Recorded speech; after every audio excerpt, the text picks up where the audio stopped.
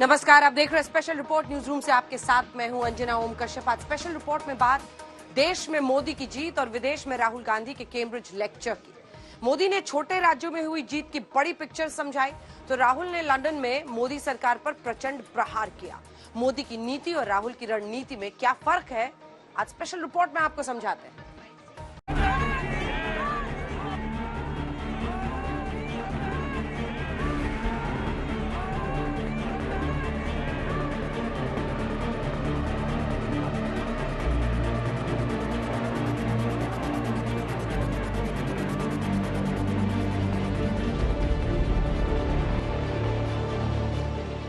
माहौल कैसा भी है, विपक्षी चाहे जितना जोर लगाए, विरोधी चाहे जितनी गाली दे, विरोधी चाहे जितने भी आरोप लगाएं, राहुल चाहे जितना भी कोसें, मोदी ऐसा दांव चलते हैं कि विपक्ष देखता रह जाता है और बीजेपी का काम बन जाता है। विरोधियों ने मोदी को गाली दी, मोदी पर दाग है वाला नारा लगाया, लेकिन मोदी ने विरोधियों की गालियों को ही जीत का हार बना लिया, क्योंकि जनता को मोदी पर फुल कॉन्फिडेंस है।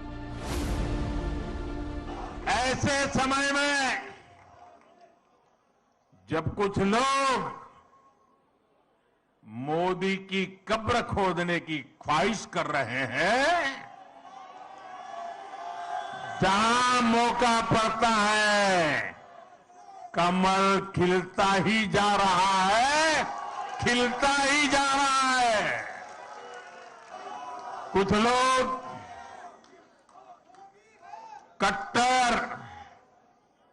कट्टर की पहचान में लगे हुए हैं। वो हर काम बेईमानी भी कट्टरता से करते हैं। ये कट्टर लोग कहते हैं मर जा मोदी, वो कहते हैं मर जा मोदी। देश कह रहे हैं मत जा मोदी, मत जा मोदी, मत जा। यही है मोदी की राजनीति का स्टाइल। राह में विरोधी कांटे बिछाते नहीं थक रहे और मोदी उन कांटों को कामयाबी की सीढ़ी बनाकर ऊपर चढ़ते जा रहे हैं। देश के चुनावी नतीजे यही गवाही दे रहे हैं। मतलब ये कि 2024 से पहले मोदी ने अपना होमवर्क पूरा कर लिया है, तो वहीं मोदी विरोधी मोर्चा होमवर्क में बहुत पिछड़ता नजर आ रहा है। इसे यूं समझिए, देश की सबसे पुरानी पार्टी के नेता हैं राहुल गांधी। कांग्रेस का दावा है कि भारत जोड़ो यात्रा ने राहुल का माहौल बना दिया। अब 2024 में मोदी का रथ राहुल रोक देंगे। इसे सरल शब्दों में समझें तो राहुल की अगुवाई में ही विपक्ष मोदी को चुनावी दंगल में हरा देगा। हालांकि 2024 से पहले राहुल ने कितना होमवर्क पूरा किया, आप कैम्ब्रिज यूनिवर्सिटी में उनके लेक्चर से समझ सकते हैं। बीजेपी का आरोप है कि राहुल गांधी दुनिया को बता रहे हैं कि भारत में लोकतंत्र खतरे में है, लेकिन ये बताना भूल गए कि एक के बाद एक चुनावों में देश की जनता कांग्रेस को नकार रही है। चुनाव दर चुनाव देश के नक्शे से कांग्रेस का राज गायब होता जा रहा है। आज सिर्फ 3 राज्यों में कांग्रेस की सरकार है। पूर्वोत्तर के 3 राज्यों के ताजा नतीजों से साफ है कि कांग्रेस यहां से भी साफ हो गई। राहुल गांधी दुनिया को बता रहे हैं कि उनकी जासूसी हो रही है, उनके मोबाइल में पेगासस है, लेकिन ये बताना भूल गए कि देश की सबसे बड़ी अदालत ने कथित जासूसी कांड पर एक्सपर्ट की कमेटी बनाई। कमेटी को पेगासस से जुड़ा कोई सबूत नहीं मिला। यहाँ तक कि जासूसी का आरोप लगाने वालों ने अपने मोबाइल जांच के लिए नहीं दिए, यानी दावे हवा हवाई है। कैम्ब्रिज में राहुल अपने ही मुल्क को कोस रहे हैं, लेकिन दुनिया भारत का दम देख रहा है। राहुल ने बताया कि भारत जोड़ो यात्रा के दौरान दहशतगर्द उनसे मिले, लेकिन आतंकवादी उन्हें मारने नहीं बल्कि सुनने और देखने आए थे। लेकिन कैम्ब्रिज में कश्मीरी पंडितों पर आतंकी हमले वाला चैप्टर सुनाना भूल गए। Everybody knows, and it's been in the news a lot, that Indian democracy is under pressure, is under attack, right? I'm an opposition leader in India, and we're navigating that space. ये नफरत राहुल गांधी जी की प्रधानमंत्री के खिलाफ तो हो सकती है, लेकिन देश को बदनाम करने की ये साजिश बार बार जो विदेशी धरती से होती है, कभी विदेशी दोस्तों के माध्यम से होती है, ये अपने आप में प्रश्न चिन्ह खड़ा करता है कि कांग्रेस का एजेंडा क्या है। कांग्रेस बुरे दौर से गुजर रही है और देश भर में मोदी की लोकप्रियता बहुत हाई है। मोदी समर्थक ऐसी बातों को सुनने को तैयार नहीं। जब विदेश जाकर ऐसी बातें बोलते हैं तो कहीं न कहीं मोदी समर्थकों को मौका मिल जाता है राहुल को घेरने का। Kashmir is a state which is insurgency prone, right? There's a lot of violence. There's been quite a lot of violence for many years. In fact, that picture there is me putting flowers on the spot where almost 40 soldiers were killed by a car bomb some years back. So we arrive in Kashmir, and Kashmir is this so-called violent place. अब सवाल है कि क्या देश के प्रधानमंत्री पर कीचड़ उछाल कर ही राहुल गांधी अपनी पॉपुलैरिटी बढ़ाएंगे? इस सवाल का जवाब नरेंद्र मोदी ने दिया। जब हमारी सरकार ने गरीब के लिए शौचालय बनाए तो कांग्रेस उसे छोटा काम कहती रही। जब हमने गरीब के बैंक खाते खुलवाए तो कांग्रेस ने उसे भी छोटा काम बताया। जब हमने सफाई अभियान चलाया कांग्रेस ने छोटा काम मानकर उसका भी मजाक उड़ाया। मैं कांग्रेस से कहना चाहता हूं, छोटे लोगों से, छोटे राज्यों से यही नफरत आपको आगे भी चुनाव में डुबोने जा रही है। वहीं दूसरी ओर विपक्ष का दावा यही है कि 2024 में मोदी की हार पक्की है। 2024 the alliance government will come in center. Congress will lead. हम करेंगे, हम करेंगे, हम जीतेंगे, हम डरेंगे नहीं। जो डरते हैं वो मरते हैं, जो लड़ते हैं वो डरते नहीं है। ठीक से सोच करके चलिएगा। हम इंतजार करते हैं।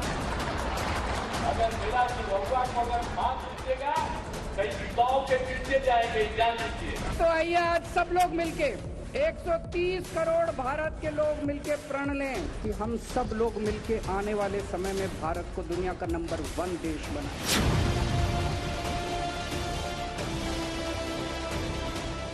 अगर राज्यों के चुनावी नतीजों को देखें तो 2024 की रेस में नरेंद्र मोदी अपने विरोधियों से बहुत आगे चल रहे हैं।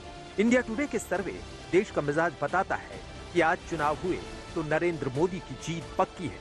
सर्वे के मुताबिक एनडीए के खाते में 298 सीटें आएंगी, यूपीए को 153 सीटें मिलेंगी, जबकि अन्य के खाते में 92 सीटें जाएंगी। अगर यूपीए और अन्य की सीटों को जोड़ भी दिया जाए तो भी नरेंद्र मोदी का ही जादू चलेगा। अगर सर्वे सही साबित हुआ तो नरेंद्र मोदी 2024 में हैट्रिक लगाएंगे। कुछ दिनों पहले ही सामने आए अमेरिकी सर्वे के नतीजे बताते हैं कि पॉपुलैरिटी के मीटर पर नरेंद्र मोदी नंबर 1 है। सर्वे में मोदी लोकप्रियता की कसौटी पर 78% अप्रूवल रेटिंग के साथ पहले पायदान पर खड़े हैं, जबकि अमेरिकी राष्ट्रपति बाइडेन 7वें नंबर पर है। वहीं ब्रिटेन के प्रधानमंत्री ऋषि सुनक 16वें नंबर पर है। यानी देश से लेकर विदेश तक नरेंद्र मोदी के टक्कर में कोई नहीं है। भले ही 2024 से पहले विपक्षी खेमा दम लगा के हमेशा बोल रहा है, लेकिन चुनावी नतीजे और सर्वे यही बता रहे हैं कि देश की जनता के बीच मोदी का दम दिख रहा है। आज तक ब्यूरो। और अब आइए आपको दिखाते हैं कैम्ब्रिज यूनिवर्सिटी में राहुल गांधी के कश्मीर पर दिए बयान पर बीजेपी नेता रविशंकर प्रसाद ने कैसे हमला बोला। आज तक राहुल गांधी ने कश्मीर के आतंकवाद की आलोचना कैम्ब्रिज यूनिवर्सिटी की अपनी टिप्पणी में नहीं की, और जिस कश्मीर के बारे में वो अनर्गल बयान दे रहे हैं, ये वही कश्मीर है जहां पर उन्होंने तिरंगा फहराया। वो दावा कर रहे हैं कि सैकड़ों लोग हमारे साथ चलिए। कौन लोग थे? आज कश्मीर में आम आदमी भी झंडा फहराता है, पुलवामा में, बाकी आतंकवाद ग्रस्त इलाकों में, क्योंकि धारा 370 हटने के बाद कश्मीर में अमन आया है, चैन आई है, शांति आया है, भारत माता की जय होती है। एक बार राहुल गांधी ने आतंकवाद का विरोध नहीं किया। तो ये है राहुल गांधी, जब भी विदेश जाएंगे भारत का अपमान करेंगे, जब भी विदेश जाएंगे भारत की जनता का अपमान करेंगे।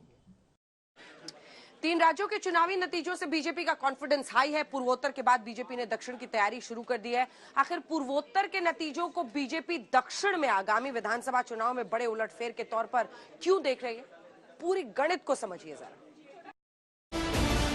चुनावी नतीजे भले ही छोटे राज्यों के हों, लेकिन परिणाम में 2024 का बड़ा संदेश छिपा है।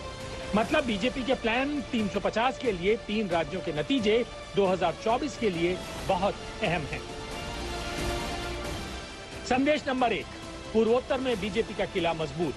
अब तक 3 राज्य यानी असम, मणिपुर और अरुणाचल प्रदेश में बीजेपी की पकड़ मजबूत थी, लेकिन नतीजों ने साबित कर दिया कि पूर्वोत्तर में मोदी का जादू चल गया।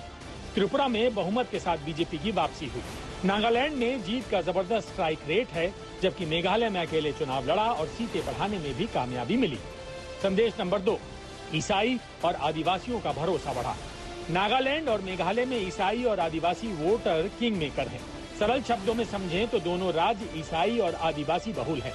चुनावी परिणाम बताते हैं कि यहाँ पर बीजेपी की स्वीकार्यता बढ़ी है।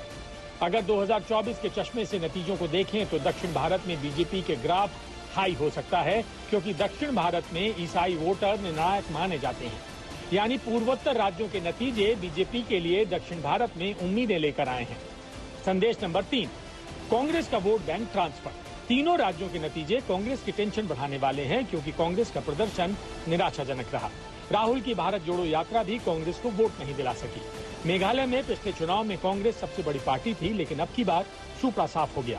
उत्तर भारत में कांग्रेस के वोट बैंक में आम आदमी पार्टी ने सेंध लगाई, तो पूर्वोत्तर राज्यों में कांग्रेस के वोट बैंक में टीएमसी सेंधमारी में कामयाब रही। हमारे यहाँ बरसों तक माइनॉरिटीज को भी बीजेपी का डर दिखाया गया, देश विदेश में प्रोपेगेंडा चलाया गया। आज देश का आदिवासी समाज ही नहीं, दलित और पिछड़े भी भाजपा के साथ है। जैसे नागालैंड में हुआ है, जैसे मेघालय में हुआ है, जैसे गोवा में होता रहा है, केरला में भी भाजपा गठबंधन की सरकार बनेगी। 2024 से पहले 2023 में होने वाले विधानसभा चुनावों को सेमीफाइनल माना जा रहा है। 1-2 नहीं बल्कि 9 राज्यों में मोदी और राहुल का इम्तिहान है। ऐसा क्यों है, समझिए। 2023 में त्रिपुरा, नागालैंड, मेघालय, कर्नाटक, छत्तीसगढ़, राजस्थान, मध्य प्रदेश, मिजोरम और तेलंगाना में चुनाव है। 3 राज्यों के चुनावी परिणाम आ गए। तीनों राज्यों में जनाधार के मुद्दे पर बीजेपी पास हो गई और कांग्रेस फेल हो गई। यानी सेमीफाइनल के 3 पेपर में कांग्रेस का डब्बा गोल है और नरेंद्र मोदी की पार्टी डिस्टिंक्शन से पास हो गई।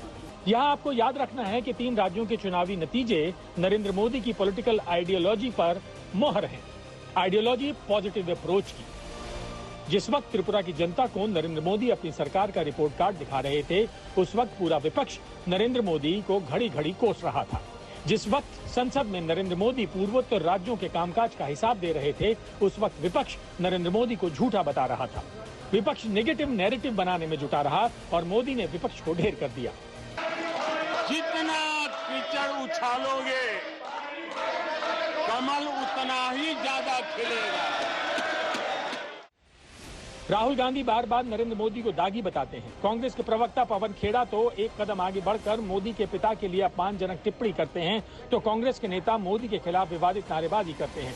लेकिन जब जब मोदी पर निजी हमले होते हैं, विपक्षी गाली पर ताली बजाने वालों को जनता मुंहतोड़ जवाब देती है। नरेंद्र दामोदर दास मोदी को क्या प्रॉब्लम? भले ही कांग्रेस इसे स्लिप ऑफ टंग करार दे रही है, लेकिन जब जब मोदी पर कांग्रेस ने पर्सनल अटैक किया, तब तक चुनावी परिणाम कांग्रेस के खिलाफ आए। अगर मोदी पर की गई टिप्पणी की लिस्ट देखें तो तस्वीर साफ हो जाएगी। कांग्रेस के राष्ट्रीय अध्यक्ष मल्लिकार्जुन खड़गे ने गुजरात चुनाव में मोदी की तुलना रावण से की। कांग्रेस नेता सुबोधकांत सहाय ने मोदी की तुलना हिटलर से की। कांग्रेस प्रवक्ता गौरव वल्लभ तो मोदी की तुलना रंगा बिल्ला से कर चुके हैं। मणिशंकर अय्यर प्रधानमंत्री मोदी को चाय वाला, कातिल और नीच कह चुके हैं। कमलनाथ ने नरेंद्र मोदी के पिता और दादा पर अमर्यादित टिप्पणी की है। राहुल गांधी ने चौकीदार चोर है कहा तो सोनिया गांधी मौत का सौदागर बोल चुकी हैं। अधीर रंजन चौधरी ने मोदी की तुलना गंदी नाली से की थी। संजय निरुपम उन्हें औरंगजेब का अवतार बता चुके हैं। इससे पहले पवन खेड़ा मोदी की तुलना आतंकी Masood Azhar, Osama bin Laden, Dawood Ibrahim और ISI से कर चुके हैं। खेड़ा ने कहा था मोदी का मतलब है मसूद अजहर, ओसामा, दाऊद और ISI। जिग्नेश मेवानी ने कहा नमक हराम। तो रेणुका चौधरी प्रधानमंत्री नरेंद्र मोदी को वायरस बता चुकी हैं। विपक्ष के नेता नरेंद्र मोदी पर कीचड़ उछालने का कोई मौका नहीं छोड़ते और नरेंद्र मोदी विपक्ष की बदजबानी का फैसला जनता की अदालत पर छोड़ देते हैं। आज तक ब्यूरो। आपने देखा कि विपक्ष की गाली को कैसे प्रधानमंत्री नरेंद्र मोदी ने अपने लिए गले की हार बना लिया है, लेकिन विपक्ष लगातार कोशिशें कर रहा है। विपक्ष का ये मोदी रोको अभियान नए नए स्वरूप में आता है। कांग्रेस पार्टी अब 2004 की तरह एक नए यूपीए के साथ मोदी का मुकाबला करने की बात कर रही है। बहुत सारे दल हैं जो कांग्रेस से दूरियां बना रही हैं। ममता बनर्जी ने तो पहले ही कह दिया है 2024 में अकेली लड़ूंगी।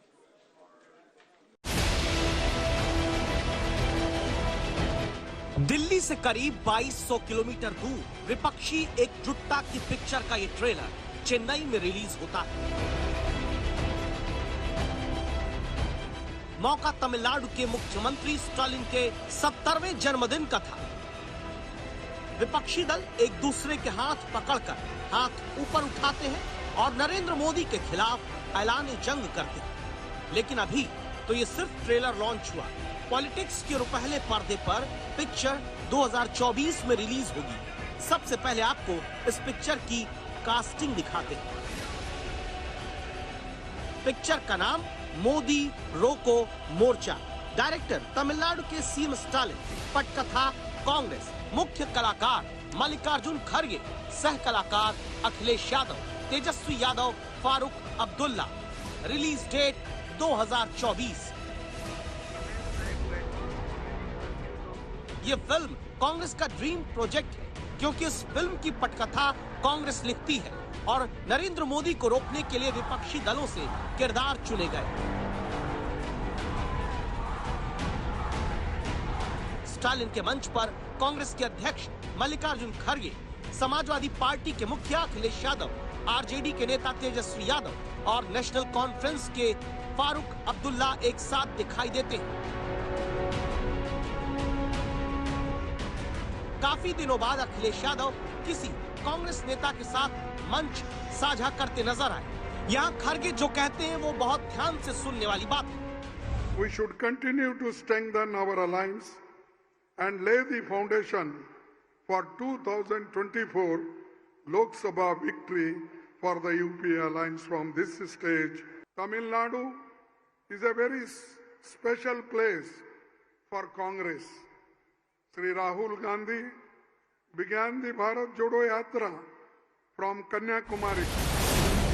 खड़गे कहते हैं कि विपक्ष को एकजुट बनाए रखना होगा।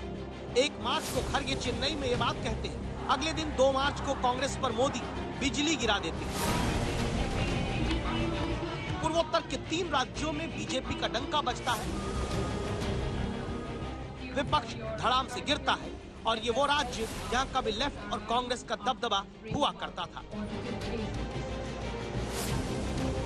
इस दफा त्रिपुरा में लेफ्ट और कांग्रेस ने गठबंधन करके चुनाव लड़ा, फिर भी नरेंद्र मोदी ने हरा दिया।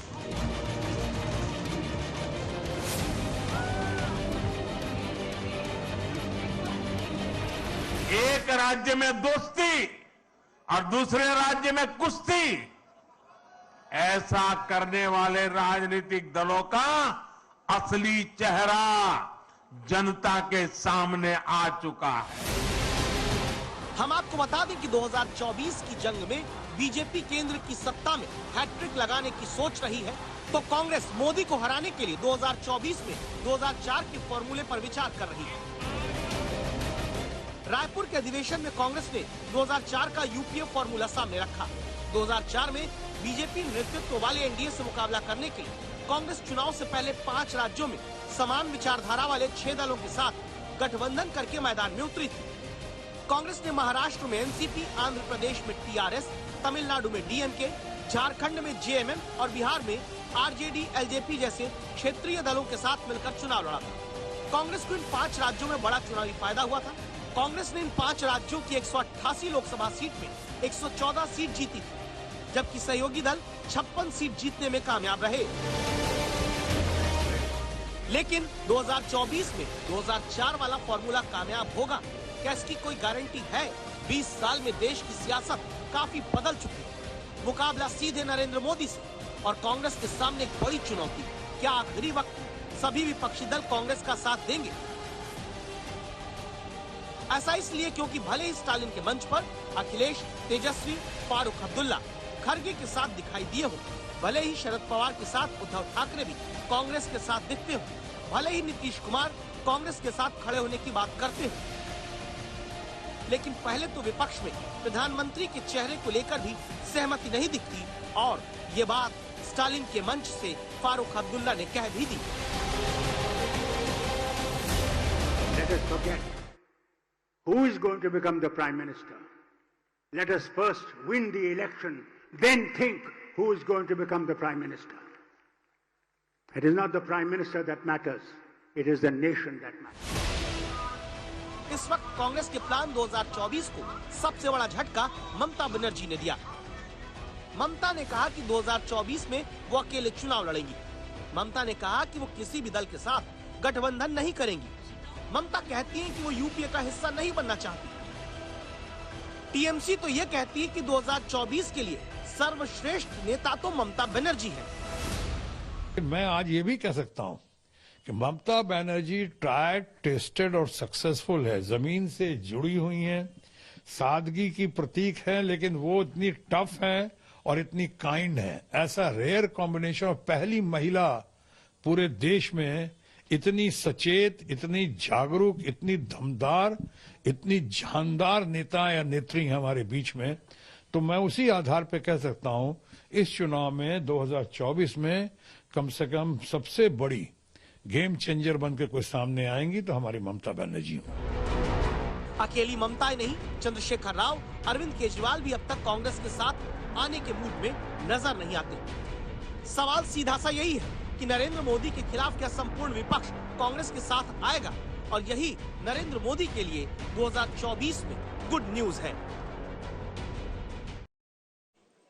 आपने 2024 के लिए विपक्ष का मोदी रोको अभियान देखा और समझा, लेकिन अब आइए आपको लिए चलते हैं उत्तर प्रदेश में, जहां हर रोज सुबह सुबह पिछले 3 दिन से बुलडोजर स्टार्ट हो जाता है और अतीक अहमद के किसी न किसी करीबी के यहाँ पहुंच जाता है। अब उसके फाइनेंसर माशूक प्रधान के घर पर बुलडोजर चला है, लेकिन इसी शोर के बीच और घरों के टूटने की आवाज के बीच ये सवाल पूछा जा रहा है कि शार्प शूटर्स कब पकड़ेंगे जिन्होंने उमेश पाल की हत्या की।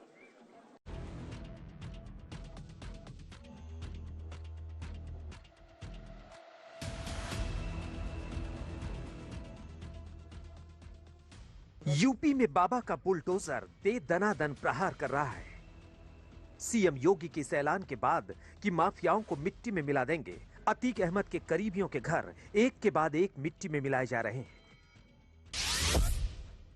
1 मार्च को अतीक अहमद के करीबी जफर के घर को बुलडोजर से ध्वस्त कर दिया जाता है। 2 मार्च को अतीक अहमद के दूसरे करीबी सफदर के घर पर बुलडोजर चलता है और 3 मार्च को अतीक अहमद के फाइनेंसर माशूक प्रधान के घर पर बुलडोजर चला। शुक्रवार यानी 3 मार्च को तेजी से खबर फैलती है कि प्रयागराज विकास प्राधिकरण की टीम उमेश पाल हत्याकांड में बम फेंकने वाले बमबाज गुड्डू मुस्लिम का घर बुलडोजर से उड़ाने जा रही है। हम आपको बता दें कि गुड्डू मुस्लिम सीसीटीवी फुटेज में उमेश पाल के ऊपर बेखौफ बम फेंकता हुआ नजर आ रहा था, लेकिन बुलडोजर चला अतीक अहमद के फाइनेंसर मशूकुद्दीन के घर पर।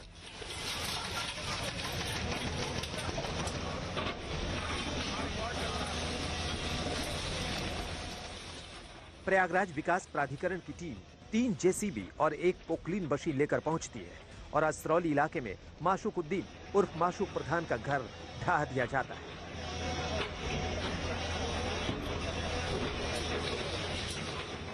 इस मकान की कीमत करीब 3 करोड़ रुपए बताई जा रही है। माशूक सीधे तौर पर उमेश पाल हत्याकांड से नहीं जुड़ा है। माशूकुद्दीन, उसके 2 बेटों और भतीजों पर 40 से ज्यादा मुकदमे दर्ज है। यह मकान जहां बना है वहां से एयरफोर्स का ट्रांसमीटर एरिया शुरू हो जाता है। इसके निर्माण पर एयरफोर्स ने आपत्ति जताई थी। नक्शा भी पास नहीं हुआ था। इसके बावजूद माशूकुद्दीन ने दबंगई के दम पर यहां घर बना लिया था, लेकिन बुलडोजर के इस एक्शन पर समाजवादी पार्टी अल्पसंख्यक विरोधी बता रही है। क्या बुलडोजर से सारी दुनिया को मिटा दोगे तुम? है? अबे एक दिन तुम भी अगर इस ओहदे पर न रहे तो तुम भी उसी सफ में आ जाओगे। ये जुल्म है और खास तौर से मुसलमानों के साथ जुल्म हो रहा है। क्यों किसी का मकान गिराया जा रहा, उसके खिलाफ जो कानून हिंदुस्तान में मौजूद है, कानून के खिलाफ अगर उसने कोई जुर्म किया है तो कानूनी उसको सजा भी होनी चाहिए। योगीराज में जिस तरह से अतीक अहमद के गैंग ने दिन दहाड़े उमेश पाल हत्याकांड को अंजाम दिया, अब सीएम योगी एक्शन में है। लेकिन सवाल यह भी है कि 8 दिन हो गए, उमेश पाल पर गोलियां बरसाने वाले शार्प शूटर्स कहां हैं, जिन पर पुलिस ने इनाम भी घोषित कर रखा है। आखिर शार्प शूटर मिल क्यों नहीं रहे? 24 फरवरी को अतीक अहमद के गैंग ने उमेश पाल हत्याकांड को अंजाम दिया। हत्याकांड के 58 घंटे के भीतर शार्प शूटर अरबाज का एनकाउंटर हुआ। अब उमेश पाल पर बम फेंकने वाला बमबाज गुड्डू मुस्लिम कहां है? उमेश पाल पर गोलियां बरसाने वाला गुलाम मोहम्मद अब तक क्यों नहीं मिला? उमेश पाल हत्याकांड को लीड करने वाला अतीक का बेटा असद कहां छुपा है?